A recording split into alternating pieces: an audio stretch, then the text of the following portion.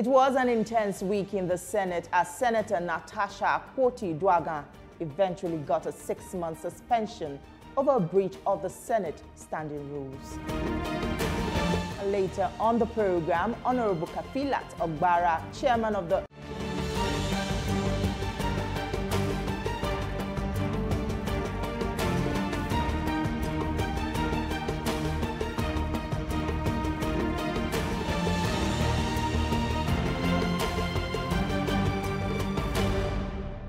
Senate passed a vote of confidence on the leadership of Senator Akpabio. House of Representatives adopts the tax reform bills and approves new VAT sharing formula for states. And later on the program, the chairman of the House of Representatives Committee on Disability Matters will join us to discuss some issues affecting the people living with disabilities. This is the Hello Chambers on TVC News. I am Tijesu Adewi. For the second time in less than 1 month, the Nigerian Senate passed a vote of confidence on the President of the Senate, Akpabio. This is an indication that the lawmakers endorse his leadership despite criticisms from various quarters over the suspension of the Kogi Central Senator Natasha Akpabio for violating Senate rules and disrespecting the institution. The Senate insists that, contrary to some reports in a section of the media, Senator Natasha Akpabio was not suspended based on her petition against the President of the Senate alleging sexual harassment. We do not only stand united around our mandate, but that we also communicate this clearly to members of the Nigerian public, by moving a vote of confidence in the Senator Godswill Akpabio leadership of this Senate. I therefore moved that I second the motion on vote of confidence on the President of the Senate, Senator Godswill Akpabio, of the capacity and capability, because he's leading us well. I so second. What is before us is a need to partner with the President to deal with what we've been doing in order to bring prosperity to our nation. That we should pull any other thing aside and get focused. I want to put the motion to vote. Those in favor of the motion moved by the Senate leader and seconded by the minority leader, please say aye. Those against say nay. The ayes have it. A thankful President of the Senate appreciated his colleagues for the trust and confidence in his leadership. He also condemned the attempt by the Kogi Central Senator to embarrass the country on the international stage. I needed to let you know that I deeply, deeply appreciate the vote of confidence was on my leadership. It's important for the public to know that my colleagues are together. The Senate is one and bonded together by destiny and by God Almighty. And I recall the last decision we took, and which concerned one of our sisters here, the senior Senator Natasha Akpabio. I'm also aware that when she left the chambers, she went to Brekete Radio, and she went to Arise Television, and she distorted the facts. I'm aware further that she has now externalized the matter by attempting to embarrass the Federal Republic of Nigeria. In the House of Representatives, lawmakers retained value-added tax at 7.5% and rejected a staggered increase to 15% by 2030 as proposed in the tax reform bills. It also rejected a proposed reintroduction of inheritance tax under the guise of taxation of family income. Chairman of the Committee on Finance, James Faleke, moved for the consideration of the report and provided a synopsis of the recommendations. The Speaker commended the efforts of the committee, acknowledging that there was no dissenting voice among the members. At the Committee of the Whole, the House carried out a clause-by-clause consideration of the recommendations on the 4 bills. In my history here in the National Assembly, where a report is endorsed 100% unanimously by all members except these. We also say thank you to Mr. President for considering it worthy to amend our tax laws. Our tax laws have been as old as 1959, some 1960-something. The injection that Nigeria needs for it to move into the Committee of Nations has been applied. The House of Reps has sanctioned it, so we wait on the Senate to do the same. The House of Representatives has asked the Central Bank of Nigeria to suspend the implementation of its latest policy directing an increase in automated teller machine charges. Edo State member Marcus Onubun says the section of the CBN guide was reviewed in 2019 when ATM transaction fees were reduced from 65 naira to 35 naira per transaction. He insists the increase to 100 naira per 20,000 naira withdrawal, an additional 500 naira surcharge to customers using ATMs of banks imposes additional financial burden on Nigerians.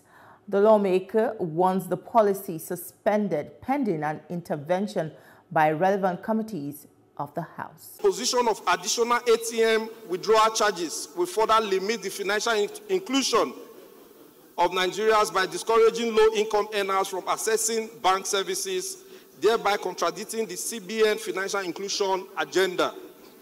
Cognizant of the fact that the banking sector has continued to record significant profits, imposing further charges on customers without corresponding improvements in service delivery or infrastructure is unjustifiable.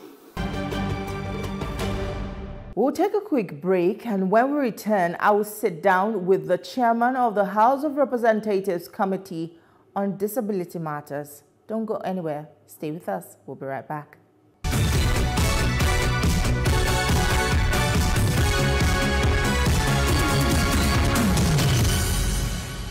Thank you for staying with the Hallowed Chambers. And my guest today is an honorable member of the House of Representatives, Honorable Bashiru Daudu, and he's the chairman of the House Committee on Disability Matters. It's good to have you on the program. Thank you for inviting me. Thank you for joining us. Now let's jump straight into the issues. The House of Representatives considered and adopted the report of its Committee on Finance regarding the 4 tax reform bills and made some critical amendments. First, with the VAT sharing formula, 50% to be distributed equally, 20% to be distributed based on population, and 30% to be distributed based on consumption. How significant are these amendments and in ensuring the interests of Nigerians are protected? Well, this is a very significant development when you look at the overall premise of the bill. I think that we can safely say that you're moving the ball forward. But for us, as regards the disability community, over 35.5 million Nigerians that are involved in that, we think this is just the first step. We don't think that this has actually addressed a lot of our concerns that we brought forward during the process. So, but we look forward to continue to work with the folks that are involved in the implementation of this reform and see the areas that we can still tweak as we go forward. So are you saying that this was not a unanimous agreement? There are still reservations held by your colleagues? Well, you know, you're talking about 360 members in the House, and we know that the majority generally you will have their way, let's put it that way. But from the comments of what we still have in our community, we think there are still areas that were not addressed. But hey, that's what we're doing now. That we're having our say. What are those areas? For example, when you look at some of the things that we put forward, we think that if you are making investments And in terms of investments in disability issues, for example, if you are importing wheelchairs and things that are related to accessibility, we wanted a situation where it's either there are no VAT, or that their VAT is exempt, or they have very little or nothing to pay in that regard. We don't think that is adequately addressed in this particular bill. We think that if you're a PWD, you're making less than 1 million profit, we don't think there should be taxation on that. And we think that if it's higher than that, we even think some of our folks should be tax exempt. So if you are involved in training of disability issues, there should be some tax exempt in that regard. So those are some of the areas that we had concerns, but we can understand that this is one step forward in that direction. But there was a public hearing that was held on these bills. Weren't these views, presented at that public hearing? Because I know there were tax exemption made for the military, made on inheritance tax.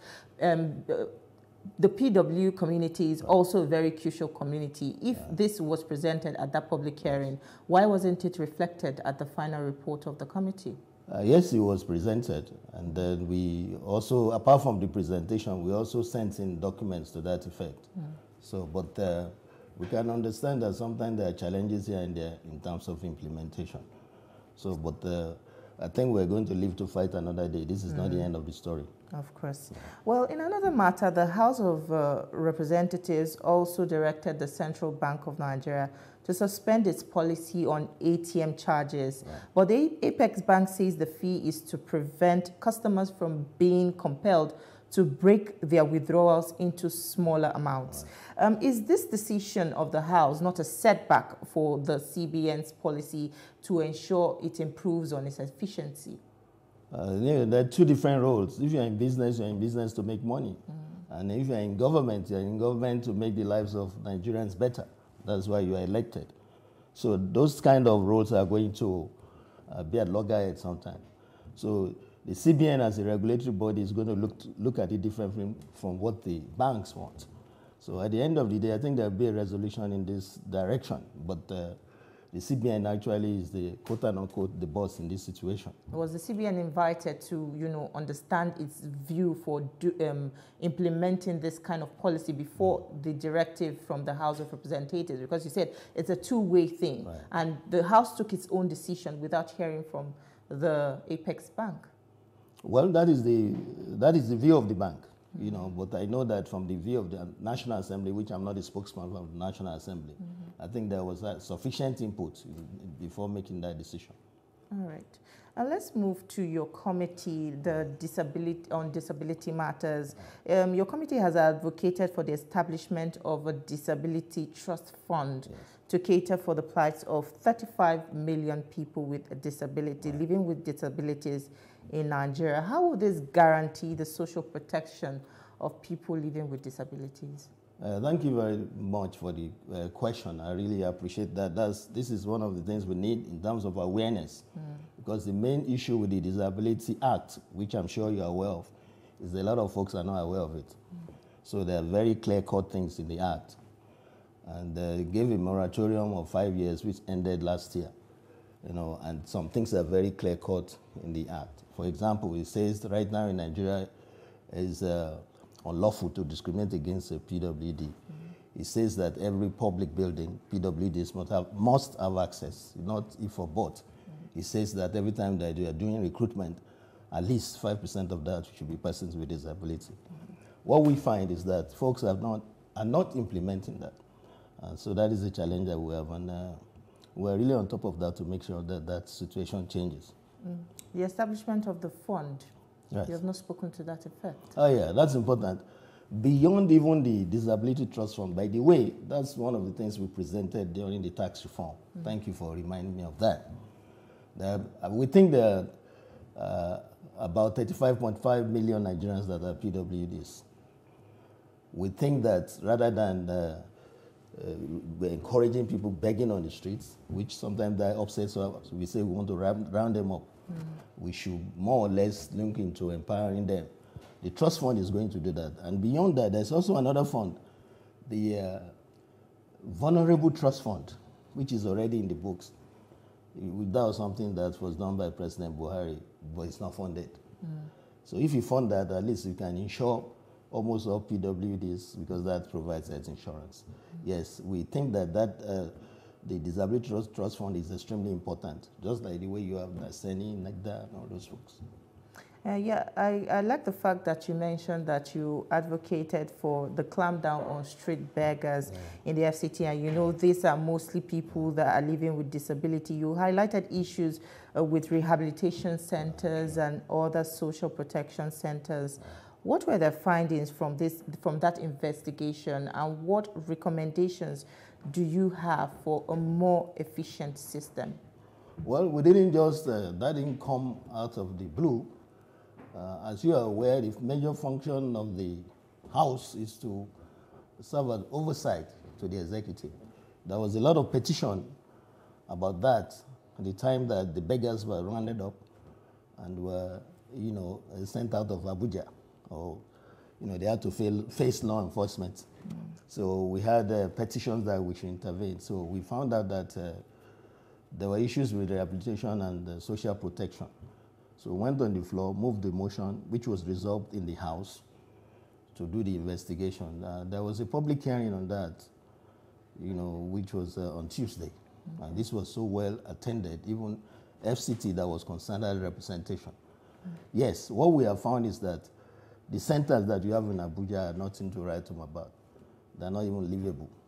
So that we have discovered that. We also think that the social protections are inadequate. For example, the Minister of Humanitarian that has this NICPA had their fund that has been frozen for a long time now. That's who's supposed to be doing a lot of the social protection. So it's a long way to go. But I think that the way we have started, when we get the report put together, we're going to let those concerned to be aware of what we think. That would be my response to that. And what kind of intervention should we expect from your committee regarding these recommendations?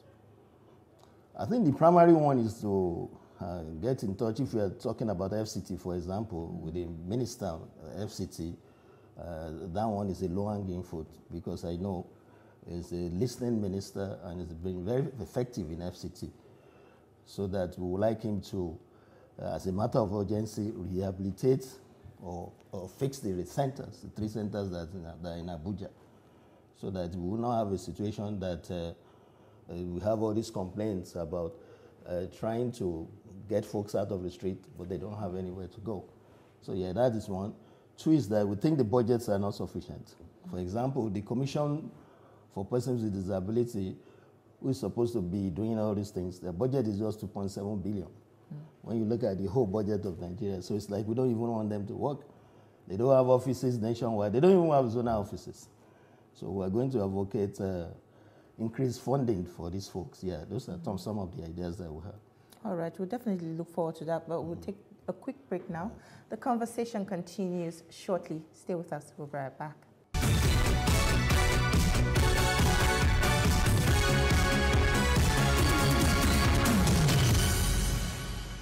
We're glad to have you back. If you're just joining us, you're still watching the Halo Chambers, and I still have with me in the studio Honorable Bashiru Daudu, and he's the chairman of the House Committee on Disability Matters. Now, the National Disability Act, just before we went on the break, is yet to be properly domesticated across the country, just like you rightly mentioned. And you have also identified some issues in the law. Are there particular factors that has made this law ineffective?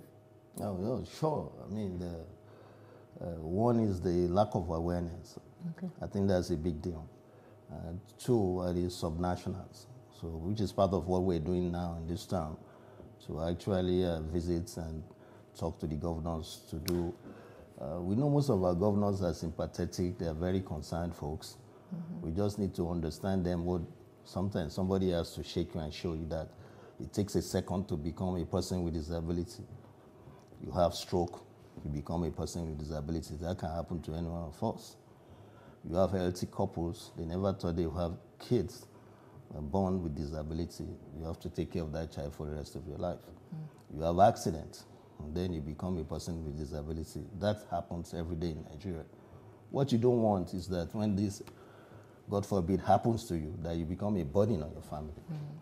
So that's why it's a collective effort to do this. And you never know who is going to be affected, you or your family members. So we just need them to see that we go away from charity, sympathy, to actually empowerment. We don't want to see people on the streets everywhere begging when there's things we can do about it. Yes, enforcement has been a problem. To start with, if you are talking about accessibility to public buildings, and we give them 5 years, sometimes that's challenging. For example, in the financial institutions, it's very difficult for someone on wheelchair, even for folks like us, to enter the banks. I'm not picking on them, I'm just using that as an example. So look at that. So whereas persons with disability also bank there, they have money in there. So imagine you have to get somebody to bank for you. Do you really have the confidentiality? They cannot use the ATM. So it's doable, and change is very much possible. Yes, governance, implementation, awareness. Domiciling, actually, it's progressing. I think we have about 23 states that have domiciled that. The importance of that is that you are going to have an agency. The government will give a lot of budget. There are a lot of governors that have really done excellently well in this regard. I'll take you slightly away from that matter. I would like us to discuss the issue dominating the public discourse in the National Assembly, and that I'm referring to the face-off between Senator Natasha Akpabio and the President of the Senate and the Senate in its entirety. The Kogi Central Senator has taken her case to the International Parliamentary Union, which is now questioning the integrity of the Nigerian Senate.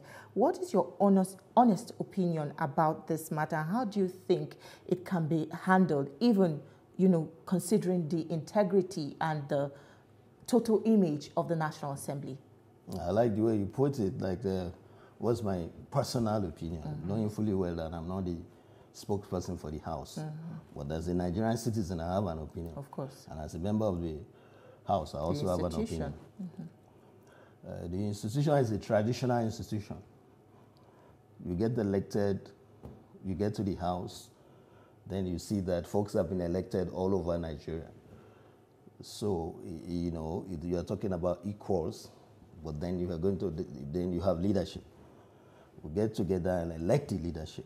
The leadership has the authority, the mandate to run the institution. So it is a privilege to even be a chairman of a committee like I am now. It is not your right that you should be a chairman of a committee. This is what I think is really sad about this, is that as someone that really believes in inclusion in all aspects, I think when we're talking about sexual harassment, that's really, really a big issue that should not be trivialized at all. So that's not an issue that should be mixed with the activities of the House. They're separate issues. One is in terms of your conduct in the House, which the House has rules, and the House also has disciplinary measures, which I think, from my own personal opinion, that was what happened in this particular case. Now, to bring in the issue of sexual harassment, I think that's a reach.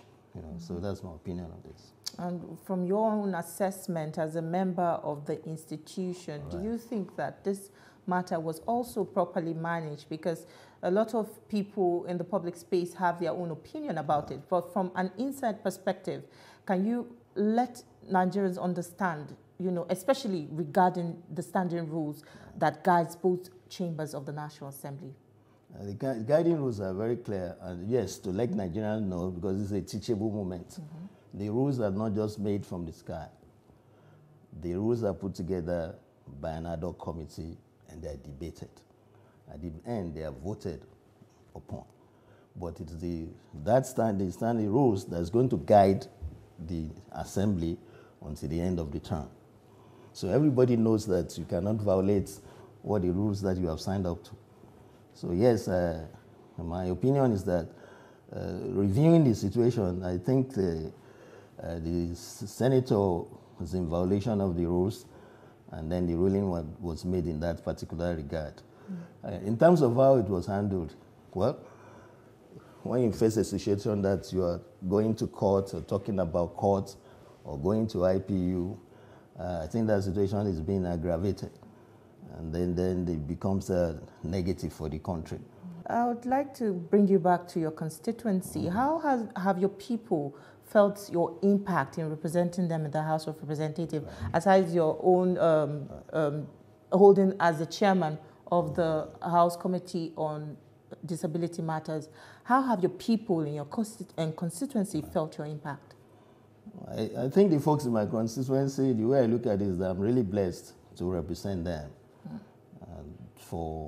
I'm talking about Oshodi Solo 1 in Lagos State, that at least twice now they have chosen me to represent them. And I'm really grateful they are making me to fulfill that dream. What have we done? I think we have been able to touch all aspects of life. At the last count, we've provided 60 classrooms, because when we campaigned in the last term, we find that there was a situation where kids were sitting on the floor and all that. In the constituency, you no longer have that. That I can state clearly. We've been able to provide 2 primary care centers.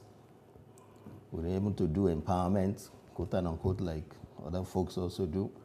We've done training of teachers. We've provided a lot of lights. We're still doing the lights. We provided a lot of solar-powered boreholes. There's been a lot of reach out to widows and the elderly. There's a lot of free food package programs. And then I think we can just go on and on, you know. And I think that the feedback has also been very, very useful to us. Are we perfect? No. We're going to keep striving to make their lives to continue to get better. That's our package on the Hallowed Chambers this week. You can watch a repeat broadcast at 7 a.m. on Sunday. Also, you can see this episode again on TVC News YouTube channel. Don't forget to subscribe to TVC News YouTube channel and also follow us on all our social media handles. Thank you for watching. I am Tijesu Adui. See you next time.